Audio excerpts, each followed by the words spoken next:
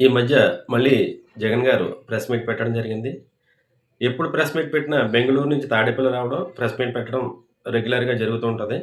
తాను ఎంపిక చేసుకున్న, తనకు అనుకూలంగా ఉన్న మీడియాని మాత్రమే పిలవడం, వాళ్ళని ఎదురు ప్రశ్నలు వేయకుండా ముందుగానే సెట్ చేసుకోవడం, ప్రెస్ మీట్‌లో మాట్లాడడం ఇలా జరుగుతూ ఉంటది. ఇంకా కామన్‌గానే ఆత్మస్తుతి, పరనింద మొత్తం అసత్యాలతో ఈ ప్రెస్ మీట్ జరిగింది. ఎప్పుడులాగే దిగజారుడు భాష. ఒక ముఖ్యమంత్రి చేసిన వ్యక్తి తాలూకు భాష కాకుండా, ఒక బజారు మనిషి మాట్లాడిన భాష మాత్రమే ఆయన వాడడం జరిగింది. ఇచ్చిన హామీలు అమలు చేయనందుకు చంద్రబాబుని, లోకేష్‌ని, పవన్ కళ్యాణ్‌ని బొక్కలో తొయ్యాలట. బొక్కలో తోసి తన్నాలట. ఇదేం లాంగ్వేజ్ అండి?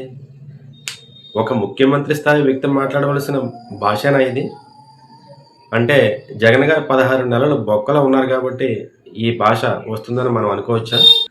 గతంలో కూడా తిరుమల ప్రసాదంలో కల్తీ, అది నెయ్యిలో కల్తీ జరిగిందని అడిగినప్పుడు, ఏదో గుడిలో, ఏదో ప్రసాదంలో కల్తీ జరిగిందంట. దానికి వీళ్ళింత రాద్ధాంతం చేస్తున్నారు అని మాట్లాడడం జరిగింది. ఏదో గుడి ఏంటండి? ఏదో గుడిలో ఏదో ప్రసాదం ఏంటి? సాక్షాత్తు తిరుమల వెంకటేశ్వర స్వామి గుడిలో ప్రసాదంలో నెయ్యిలో కల్తీ జరిగితే ఏదో గుడా? అంటే అతనిది ఎంత లో లెవెల్ సంస్కారమో ఒకసారి మీరు ఆలోచించండి. అలాగే ఇప్పుడు కూడా పరకామణి కేసులో 9 నోట్లు దొంగిలించాడు.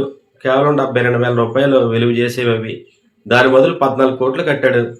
ఇలా ఎక్కడైనా జరిగిందా? ఇది ఎంత అన్యాయం అన్నట్టుగా మాట్లాడుతున్నాడు. అంటే తిరుమల పరకామణిలో దొంగతనం చేస్తే అదేదో చిన్న ఇష్యూలాగా మాట్లాడటం ఒకటైతే, $9 విలువ 72,000 ఎలా అవుతాయో మరి మ్యాథమెటిషియన్, లెక్కల మాంత్రికుడు, బ్రహ్మజ్ఞాని అయిన మన జగన్మోహన్ రెడ్డి గారే చెప్పాలి. అక్కడ దొంగతనం జరిగింది $9 కాదు, $990.